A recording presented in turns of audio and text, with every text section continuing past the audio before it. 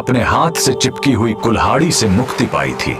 यह कहानी है महान ऋषि जमदग्नि और उनकी पत्नी पतिव्रता रेणुका की। कहते हैं रेणुका हर दिन नदी से कच्चे घड़े में पानी लाती थीं और उनके सतीत्व के बल से वह घड़ा टूटता नहीं था। उनके 5 पुत्र थे, जिनमें सबसे छोटे थे विष्णु अवतार परशुराम। एक दिन रेणुका ने नदी में कुछ गंधर्वों, स्वर्ग के संगीतकार को जल क्रीड़ा करते देखा। उन्हें देखकर एक पल के लिए उनका मन मोह में पड़ गया और उसी क्षण उनके सतीत्व का बल टूटा और कच्चा घड़ा टूट गया। जब वो आश्रम लौटी तो ऋषि जमदग्नि ने अपने योग्य बल से जान लिया कि उनका मन भटक गया था। वो इतने क्रोधित हुए कि उन्होंने अपने पुत्रों को आज्ञा दी, अपनी माँ का वध कर दो। जब चारों बड़े भाइयों ने मना कर दिया तो क्रोधित पिता ने उन्हें तुरंत पत्थर बन जाने का श्राप दे दिया। इसके बाद परशुराम ने पिता की आज्ञा को अपना धर्म समझा। उन्होंने भारी मन से अपनी कुल्हाड़ी उठाई और अपनी ही माँ का सिर धड़ से अलग कर दिया। उनकी आज्ञाकारिता से प्रसन्न होकर जमदग्नि ने वरदान मांगने को कहा। परशुराम ने तुरंत अपनी माँ को फिर से जीवित करने और साथ ही पत्थर बन चुके अपने चारों भाइयों को भी मुक्त करने का वर मांग लिया। सब फिर से जीवित हो गए, मानो कुछ हुआ ही ना हो।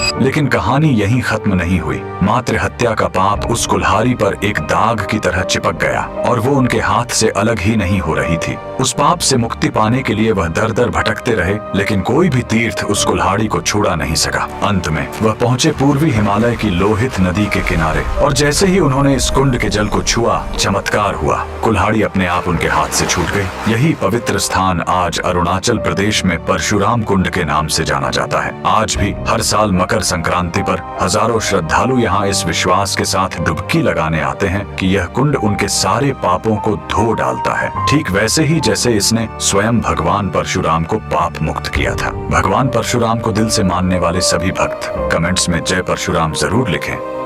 यह